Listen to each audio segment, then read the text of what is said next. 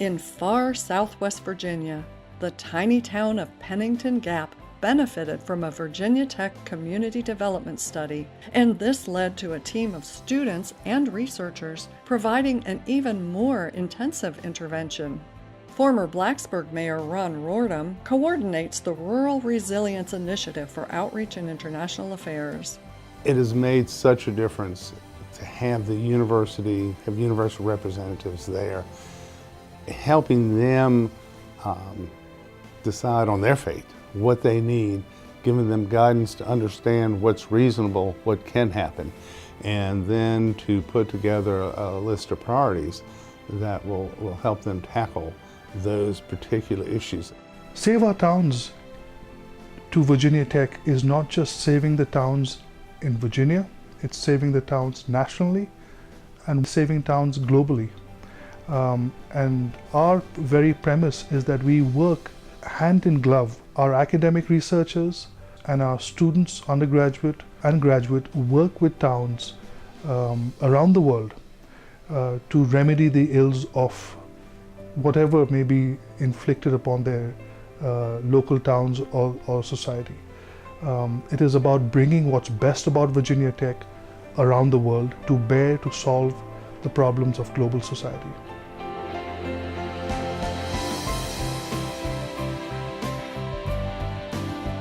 Carla Finkelstein of the College of Science was one of more than half a dozen researchers who spent time in Singapore, their work sponsored by Outreach and International Affairs. We are all scientists, right? We love what we do. We have the chance to sit down one-on-one, share coffee, and discuss what we think was going really, really wrong, that we can intervene and solve this problem. And we came up with a couple of ideas. We returned to US and we started testing those ideas. And one of them was like, the right thing. You see, that's something that we cannot do via email, right? For the past 20 years, Outreach and International Affairs has been the division within the university that has led the engagement work both globally and domestically, and it has done it well. Some of that engagement work takes place at the Catawba Sustainability Center. Here, an effort to resurrect American chestnut trees is underway, and students are often on hand to help with planting other native plants and trees.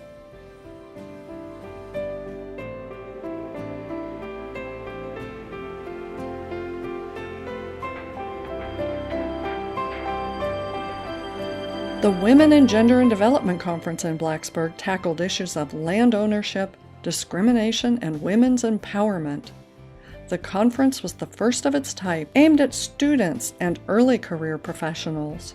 Almost 200 participants, including many students, represented 11 countries and 17 academic institutions. The work of representing women in international and community-based research is just one example of Outreach and International Affairs addressing marginalized communities around the world.